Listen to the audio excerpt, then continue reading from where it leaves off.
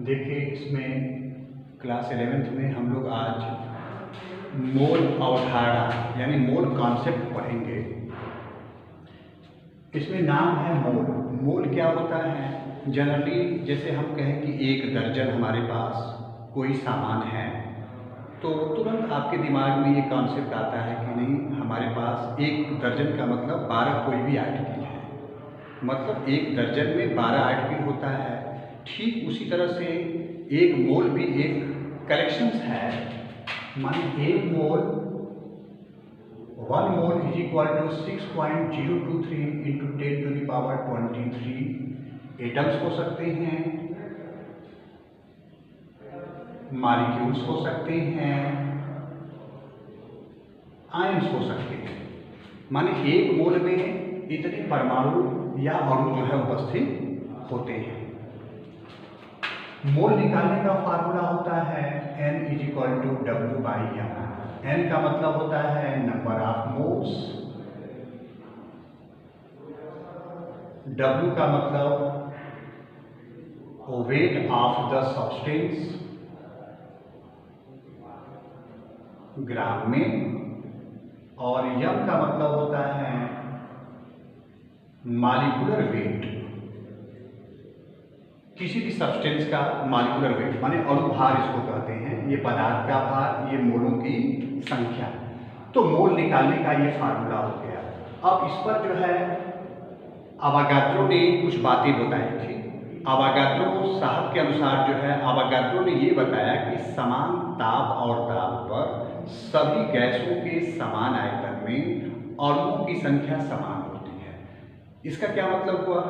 जैसे यदि ताप और दाब समान रहे तो किसी भी गैस का जो आयतन रहेगा उसमें उपस्थित जो है मोलों की संख्या समान रहेगी। मान लीजिए दो गैस हैं, दो गैस का आयतन हम कुछ ले लिए और दोनों गैस का आयतन समान है, तो उसमें मोलों की संख्या जो होगी वो समान रहेगा। और इन्होंने ये बताया कि समान ताप तथा दाब पर किसी भी गैस के एक मोल का जो आयतन होता है वह 22.4 लीटर होता है। मतलब यदि ताप और दाब दोनों समान रहे तो उसके एक मोल का, किसके? गैस के, माने किसी गैस के एक मोल का जो आयतन होता है वो सदैव जो है 22.4 लीटर होता है। माने दो बात याद रखना है, समान ताप तथा दाब पर किसी भी गैस के एक मोल का आयतन 22.4 लीटर, यानी at STP the volume of 1 mole of the gas is always 22.4 litre, and at STP all the gases having equal number of moles when its volume is same। माने जब उसका आयतन सेम होगा तो उसमें उपस्थित जो है मोलों की संख्या भी जो है हमेशा समान होगी। अब इस पर हम लोग कुछ न्यूमेरिकल्स लगाएंगे। न्यूमेरिकल्स जो है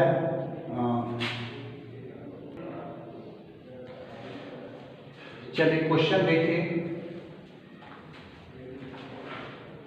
क्वेश्चन लिखिए।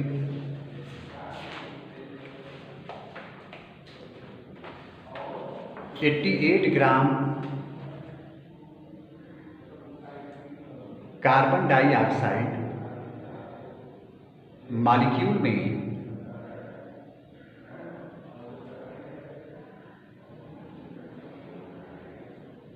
ज्ञात करो। हम लोग क्या फाइंड करना है? फर्स्ट, कार्बन डाइऑक्साइड के मोलों की संख्या,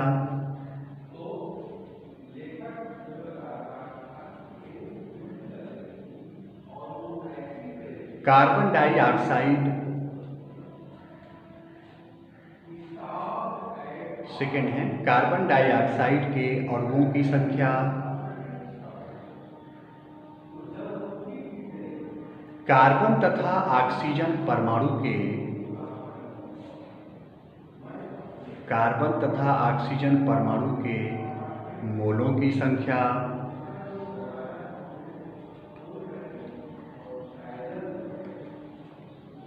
फोर्थ, कार्बन तथा ऑक्सीजन परमाणुओं की संख्या,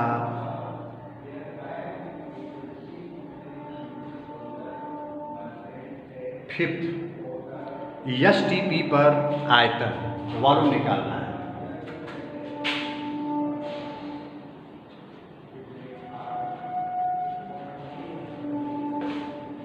अब ये क्वेश्चन दिया है 88 ग्राम CO2 मॉलिक्यूल है। फर्स्ट हम लोग को निकालना है number of moles of CO2, second number of molecules of CO2, third number of moles of carbon in oxygen atoms, number of atoms of carbon in oxygen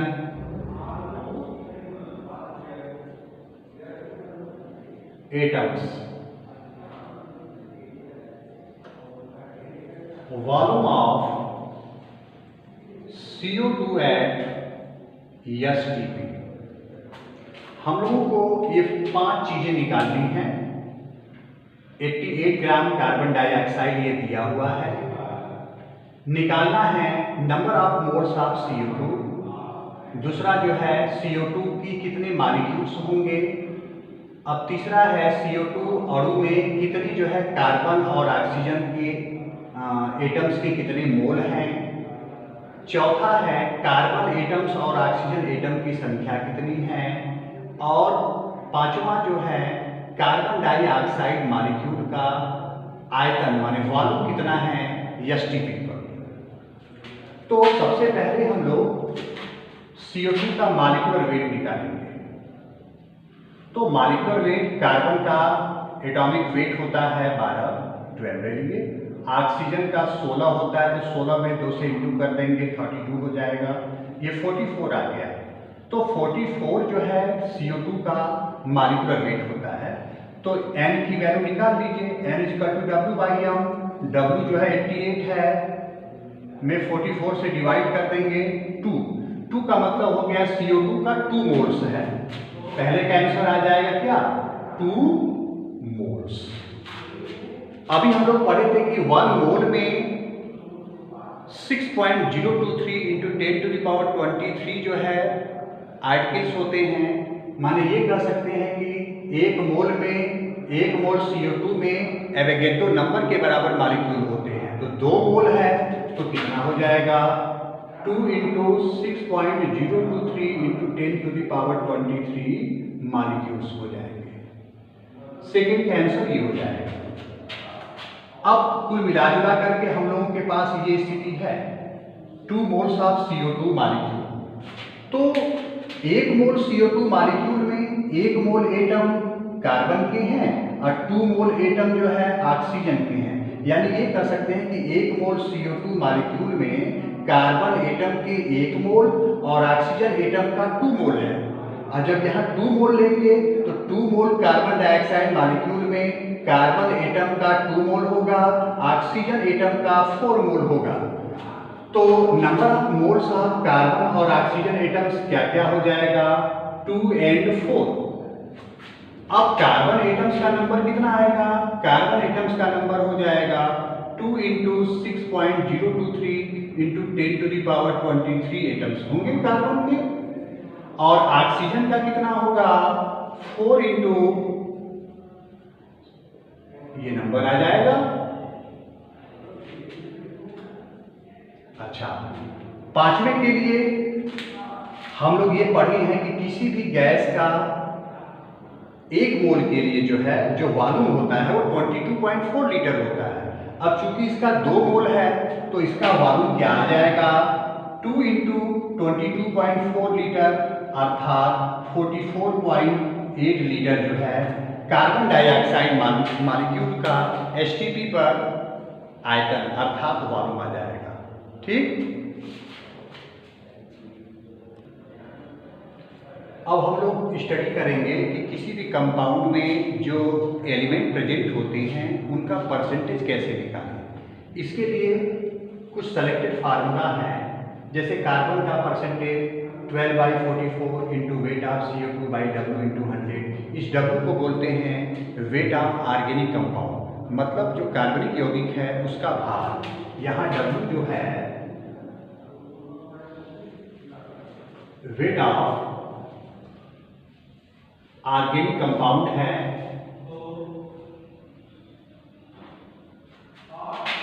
hydrogen का percentage 2/18 into weight of H2O/W into 100।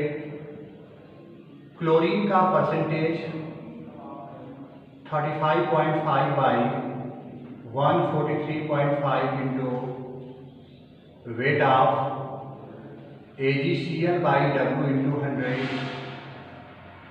Bromine का percentage 80/188 into weight of AgBr/W into 100। Iodine का percentage 127/235 into weight of AgI/W into 100। Sulphur का percentage 32/233 weight of BaSO4/W into 100।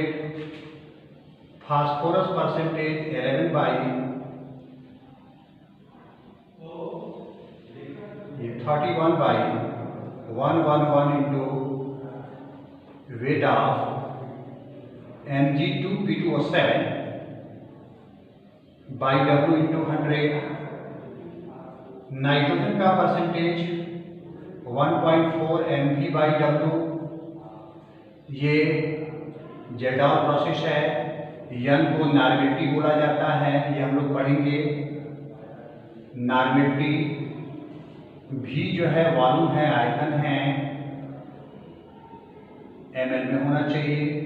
W तो आपका same चीज है। Nitrogen 28/22400 into volume of nitrogen eight STP into 100/W।